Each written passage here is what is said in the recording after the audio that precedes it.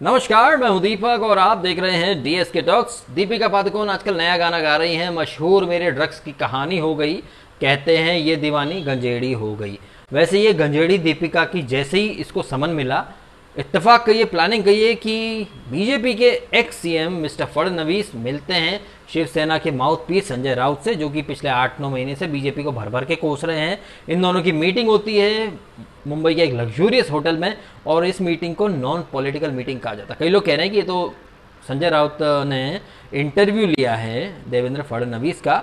अब इस मीटिंग की टाइमिंग के ऊपर बहुत ज़्यादा सवाल खड़े हो रहे हैं। तो ये जो मीटिंग है ना, इसके ऊपर एक लाइन ज़बरदस्त सूट होती है कि गंदा है पर धंधा है ये।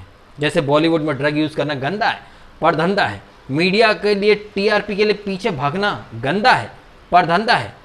राणा अय्यूब का एक ट्वीट करना, जब पीएम मोदी के साथ रणवीर सिंह और ये करण जौहर, एकता वगैरह सब खड़े थे, तो राणा अय्यूब के मुताबिक अगर ये लोग पीएम के साथ खड़े हैं तो ये लोग पाक साफ हैं, इनके ऊपर किसी भी तरह की इन्वेस्टिगेशन वगैरह कुछ नहीं होने चाहिए। हो सकता है राणा अय्यूब या बरखा दत्त और रवीश कुमार, राजदीप सरदेसाई को यही सब कुछ मिलता हो, पीएम के साथ खड़े होने पर हर चीज़ करने का लाइसेंस मिल जाता हो, इसीलिए ये लोग कहीं ना कहीं खुद की पोल खोल रहे हैं। आज लोग गोदी मीडिया बहुत करते हैं, जबकि हमने गांधी मीडिया भी देखा जहां पीएम मनमोहन सिंह के साथ ये राणा अय्यूब, बरखा दत्त अमेरिका, जर्मनी, फ्रांस, हर जगह पीएम के हवाई जहाज में जाया करते थे शैंपेन पीते पीते।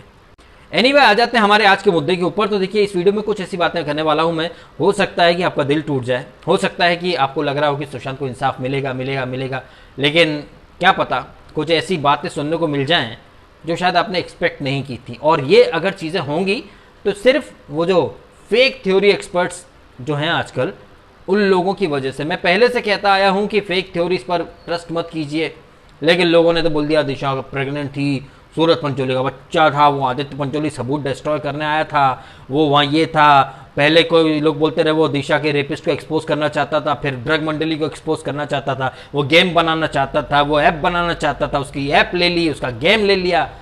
तमाम तरह की थ्योरीज लोगों ने इतनी बढ़ के बोली, और मैं कहता रहा कि ऐसी थ्योरी से इस केस का नैरेटिव चेंज होगा होगा होगा, लेकिन नहीं, लोगों ने तो खम्बट्टा हम ही हैं बस बोला, और अब वही चीज़ होगी, आप देख लीजिएगा। फाइनेंशियल फ्रॉड जो एलिगेशन लगाया सुशांत के परिवार ने, जो ड्रग वगैरह देती थी, ये तमाम चीज़ें साबित हो जाएंगी। और रिया ऑलरेडी जेल में है।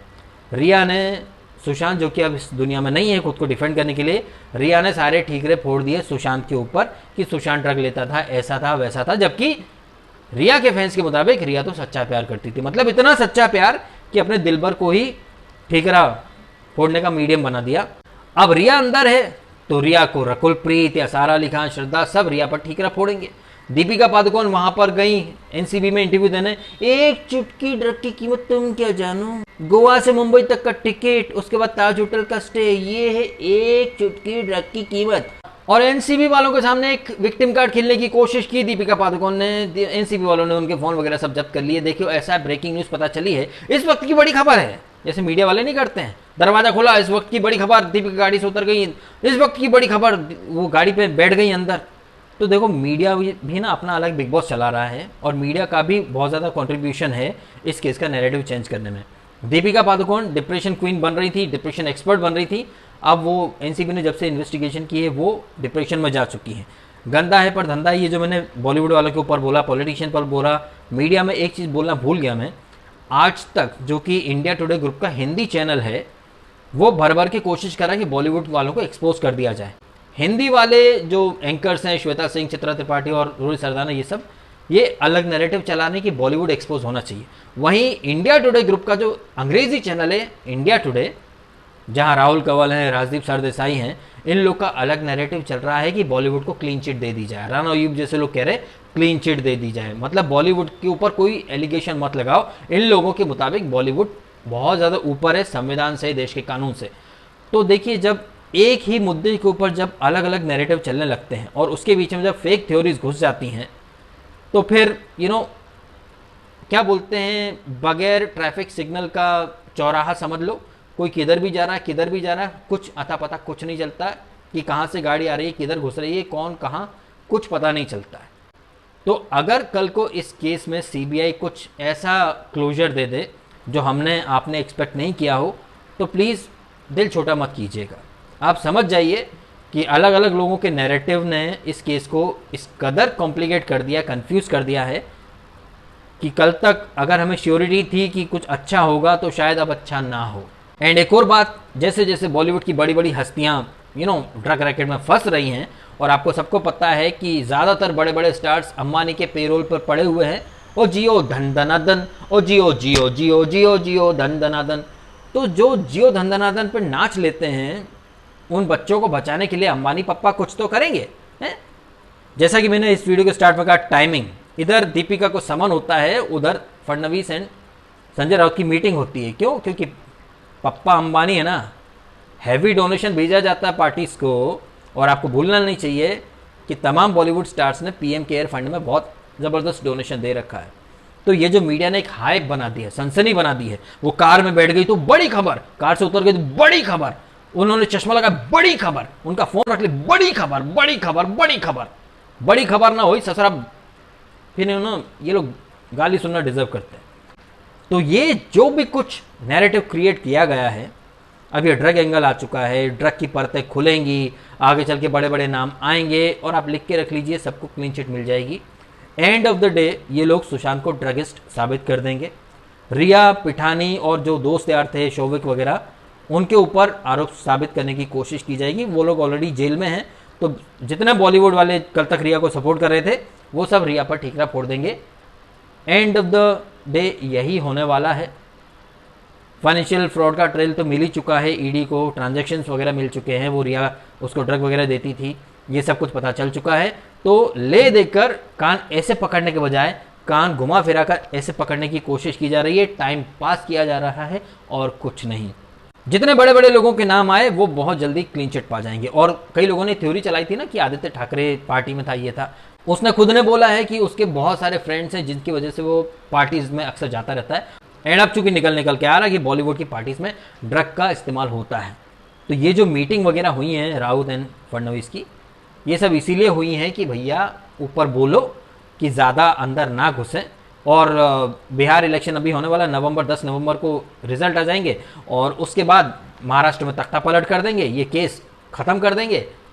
लोगों को चूतिया बनाया मीडिया ने, और तमाम खम्बट्टा जैसे लोगों ने, उन्हें मिलियंस में व्यूज़ मिल गए, टीआरपी मिल गई।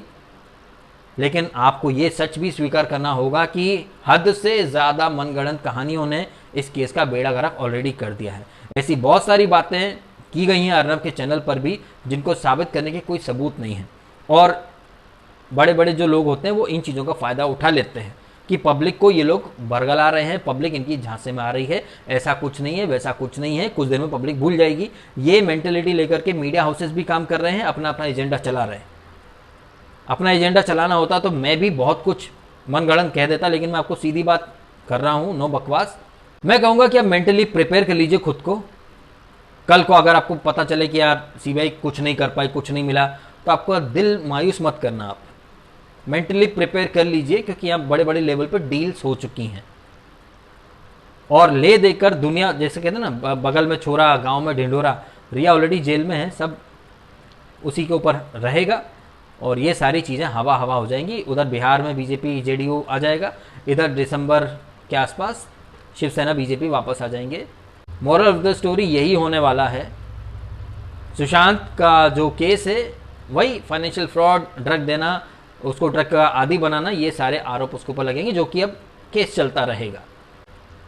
वरना आप खुद बताइए, वो सीबीआई टीम जो 17 सितंबर को एम्स के डॉक्टर के साथ मीटिंग करने वाली थी, अब तक मीटिंग ही नहीं हो पाई है। अब तक पता ही नहीं चला कि विसरा रिपोर्ट में था क्या। ये डॉक्टर्स वगैरह जो 2 महीने पहले तक कह रहे थे कि उसका गला घोंट के मारा गया, अब वही डॉक्टर्स बोल रहे हैं कि नहीं, कुछ और है। तो ये लोग ऊपर से ऑर्डर का इंतज़ार कर रहे हैं कि कब महाराष्ट्र में डील पक्की हो जाए, उसके आधार पर रिपोर्ट प्रिपेयर की जाए।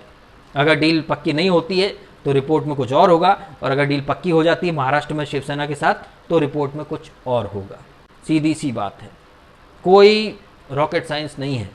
मेरा कोई इंटेंशन नहीं है आपको डिमोटिवेट करने का, लेकिन जो सच दिखाई दे रहा है वो आपके सामने रखना बहुत ज़रूरी, क्योंकि मीडिया ये सच कभी नहीं बोलेगा। वो अपना अपना टीआरपी लेने के लिए अपना अपना एजेंडा चलाएंगे, जैसे कि मैंने आज तक का एग्जांपल दिया ही। एक पार्टी हिंदी वाला चैनल बॉलीवुड को एक्सपोज करना चाहता है, अंग्रेजी वाला चैनल बॉलीवुड को डिफेंड करना चाहता है।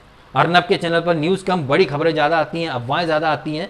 अर्नब ने बहुत अच्छा काम किया था 1 महीने पहले तक, लेकिन अब उन लोगों ने अफवाहें इतनी उड़ा दी हैं कि कोई क्रेडिबिलिटी बची नहीं है, कोई क्रेडिबिलिटी बची नहीं है। आप में से बहुत सारे लोगों को मेरी बातें बुरी लगेंगी, लेकिन सच का नेचर यही होता है, सच बुरा भी लगता है, कड़वा भी लगता है। तो इस नोट पर वीडियो मैं कर देता हूं खत्म। आपने समय निकाला, वीडियो देखा, आपका बहुत बहुत धन्यवाद।